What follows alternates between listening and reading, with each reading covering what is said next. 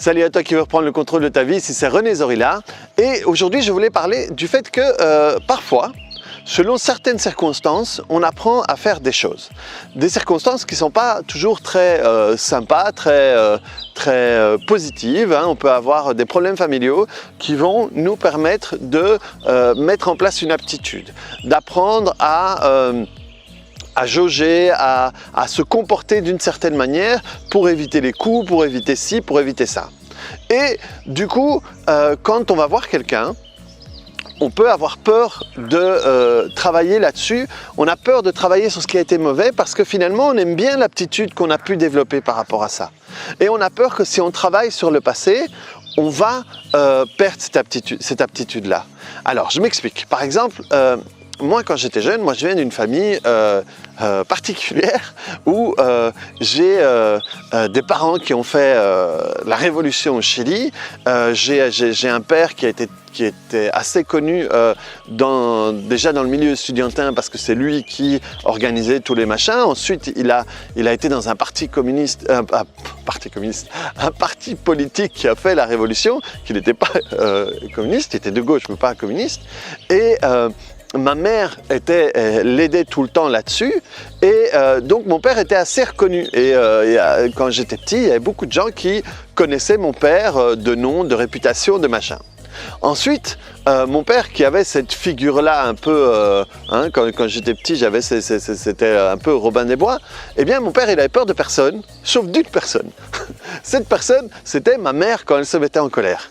Et donc du coup, il y avait mon père qui était comme ça, mais ma mère, il avait peur de ma mère, donc ma mère était encore plus importante. Et elle a été très importante pour moi parce que c'est elle qui m'a vraiment permis de grandir et tout ça. Ensuite là-dessus, excusez-moi, je vous fais un peu ma vie de famille, il y avait ma sœur qui, au milieu de ce paysage, était parvenue à se construire à sa manière et à faire les choses à sa manière qui était différente de la mienne et à exister par rapport à tout ça. Et moi, j'étais là au milieu où je suis arrivé, je suis né mes sœurs et mes parents ont vécu au Chili, moi je suis arrivé en Belgique et quand je suis né, mes parents étaient dans un milieu beaucoup plus favorable, les choses étaient beaucoup plus faciles, donc ils avaient plus de temps pour moi et j'ai eu énormément d'amour quand j'étais petit. J'ai eu tellement d'amour sans avoir rien à faire que à un moment, je me sentais, quand j'ai eu un âge où je me sentais un peu invisible. C'était des personnalités tellement grandes. Et moi, j'avais d'une certaine manière jamais eu à me battre pour quoi que ce soit parce que tout l'amour dont j'avais besoin, je le recevais simplement. Et donc, il y a un moment de ma vie où je me suis senti invisible. En plus petit, avec des grandes lunettes. C'était... Et un jour, j'étais à un endroit, la communauté chilienne avait un championnat de football. Et il y avait le terrain de football et il y avait 3-4 personnes, des groupes, parce que chacun de son équipe restait un peu dans son équipe. Et au milieu de ces gens-là, il y a un type qui était debout et qui faisait des blagues et qui faisait rire tout le monde. Et moi, je ne voyais que ces personnes-là. Et à un moment, je me suis dit, c'est celui-là que je veux être. C'est ça que je veux faire, c'est comme ça que je veux exister. Je me souviens super bien de l'endroit où j'étais et ce que je voyais. Et donc, j'étais petit, ça s'est fait tout à fait inconsciemment, j'ai commencé à travailler dans ce sens-là. Et je me souviens très bien, je ne me souviens pas quelle était la blague, mais je me souviens de la fois où j'ai fait une blague chez moi et que tout le monde a ri de bon cœur et pas pour me faire plaisir. Et de plus en plus, l'humour est devenu mon outil, mon couteau suisse, mon outil à tout faire. Ça veut dire qu'il y avait des moments où j'arrivais dans des formations, dans des formations de bien-être, de massage et tout ça. Pour moi, le début de ces formations était pas agréable du tout. Les gens se présentaient, on se demandait ce qu'on faisait là, ce que l'autre faisait là. C'était pas... Et je me suis rendu compte qu'à partir du moment où je pouvais rigoler et faire rire les autres, je me sentais beaucoup mieux. Et donc j'ai commencé à le faire beaucoup plus rapidement. Et ensuite, ça c'était la partie positive, mais ensuite je me suis rendu compte qu'avec l'humour, je pouvais avoir des blagues qui étaient très acerbes et qui pouvaient faire, avec l'humour, qui pouvaient faire encore plus mal qu'un coup de poing dans la gueule. Et ensuite, je me suis rendu compte qu'avec l'humour, je pouvais faire passer des messages qui étaient plus compliqués pour moi de le faire passer d'une autre manière. Et aussi, après, je me suis rendu compte que même dans la thérapie, l'humour pouvait m'aider à casser un système de croyance ou casser quelque chose qui paraît énorme pour la personne. Tout d'un coup, on peut le tourner en dérision et fou, ça se dégonfle. Et quand j'ai commencé à travailler sur moi, à un moment, je me suis rendu compte que l'humour était un outil que j'utilisais pour ça et j'ai eu peur de le travailler à un moment parce que je me suis dit, oui, mais si je travaille ce qu'il y a derrière, si je travaille la raison pour laquelle j'ai mis ça en place, eh bien, peut-être que tout ça va partir. Et là, le thérapeute m'a dit, peut-être la chose la plus importante qu'il m'a apporté à ce moment-là, avec les techniques que lui avait, il m'a dit, vous avez appris à faire ça. Et donc la manière dont je le décode maintenant, c'est un terme que j'utilise beaucoup et que dans mes vidéos vous entendez souvent, c'est devenu une aptitude. Donc c'est quelque chose que j'ai appris à faire. Et c'est pas parce que je vais travailler sur ce qu'il y a derrière que tout d'un coup je serai incapable de le faire. Je serais incapable de faire rire encore les gens.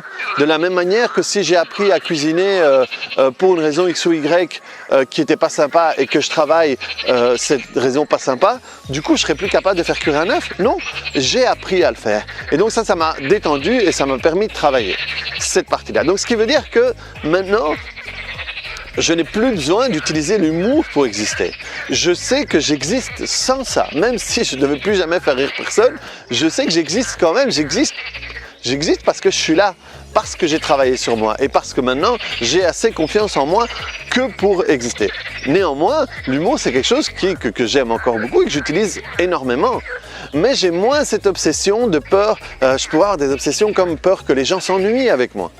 Et le fait d'avoir travaillé tout ça, ça m'a permis de reprendre le contrôle que je donnais à tout ça, de pouvoir aller libérer aussi le petit René qui se sentait invisible au milieu de ma famille, parce que tant que je n'avais pas travaillé ça, eh bien c'est quelque chose que je pouvais répéter. Et que ce soit vrai ou pas, c'est une manière dont je pouvais me sentir parfois. Et donc à ce moment-là, dès que je me sentais comme ça dans un groupe, poum, je sortais la carte de l'humour pour exister. Mais cette action venait d'une sensation qui n'était pas agréable, donc d'une perte de contrôle. Et à partir du moment où j'ai pu travailler sur ça, maintenant je ne ressens plus le besoin de faire ça pour la même raison. Je peux le faire juste par plaisir, pas par besoin, pas par nécessité. Vous comprenez la différence? Juste par plaisir, juste par envie. Hein? Et à partir du moment où vous pouvez remplacer le besoin par l'envie, eh bien vous avez tout gagné, parce que ça ne vous définit plus. Donc voilà, l'introduction où j'ai parlé de moi, c'est vraiment pour arriver ici. Si jamais vous reconnaissez un de ces comportements-là, si jamais vous vous rendez compte que vous avez besoin, par exemple, de tout faire pour être accepté, de tout faire dans une maison, de tout accepter, de tout. Il y a des gens qui s'oublient complètement pour être sûr qu'on ne va pas les rejeter, pour être sûr qu'on va les accepter, pour être sûr qu'ils peuvent faire partie du groupe, qu'ils peuvent appartenir au groupe. Eh bien, il est important d'aller travailler là-dessus, parce que ça ne veut pas dire que si vous travaillez là-dessus, tout d'un coup vous êtes un connard qui ne va plus penser aux autres, pas du tout, mais vous allez le faire de manière plus équilibrée et plus écologique pour vous, parce que c'est pas bon pour vous de vous oublier de tout faire pour les autres à tout moment. De la même manière que c'était pas sain pour moi à ce moment-là d'utiliser l'humour parce que je me sentais mal. Le problème n'était pas l'humour, le problème n'est pas dans la réaction, le problème c'est ce qui cause tout ça. Et dès que vous vous libérez de tout ça, vous pouvez aussi de nouveau, et plus loin pour en revenir un peu à moi, je vous donne des exemples pour expliquer le cas. Comme beaucoup de thérapeutes, je suis passé par l'étape du sauveur, hein, où je croyais que mon rôle c'était sauver les gens. Et donc je me souviens quelqu'un qui m'a dit ouais, dès qu'il y a un chat perdu, il faut que tu ailles le sauver. Et dès qu'il y avait quelqu'un qui allait pas bien ou qui pleurait, il fallait. Bien, je me suis libéré de tout ça. Je me suis libéré parce que c'est pas mon rôle de sauver les gens. Moi, je ne sauve personne. J'aide les gens à reprendre le contrôle de leur vie. Et une fois qu'ils ont récupéré le contrôle de leur vie, c'est leur choix d'en faire quelque chose ou pas. Et c'est super libérateur pour moi. parce que je ne suis plus dans cette demande-là. Je ne suis plus dans cette demande-là pour moi exister. Et même si demain plus personne n'avait besoin de moi, j'existerai quand même parce que je me suis libéré de tout ça. Et c'est ça le plus important. De nouveau, c'est ça que je vous martèle, mais depuis des dizaines de vidéos sur le fait de reprendre le contrôle de notre vie par rapport à tout ça. J'avais donné le contrôle de ma vie à cette invisibilité que je n'aimais pas, mais je la mettais quand même au centre de ma vie.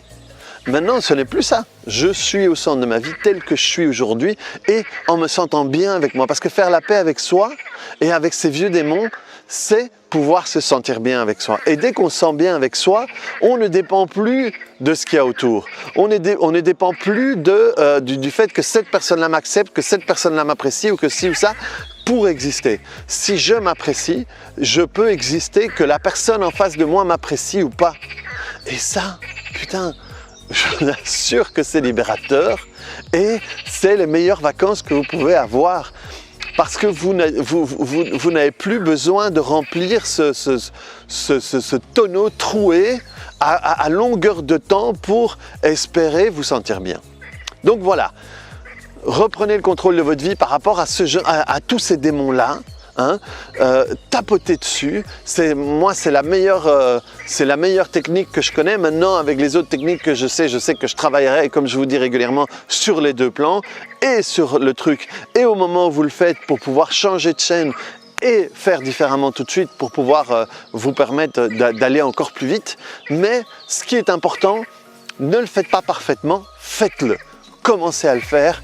Commencez à vous rendre compte que vous le faites, commencez à chercher ce qui peut vous aider à sortir de là et à aller de l'avant. Voilà, je me suis fait un peu long, mais ça me paraît super important que vous puissiez comprendre ça et sortir des vieilles habitudes que vous avez parce que ce n'est pas vous, ce n'est pas ça qui vous définit, vous êtes bien plus que ça. Voilà.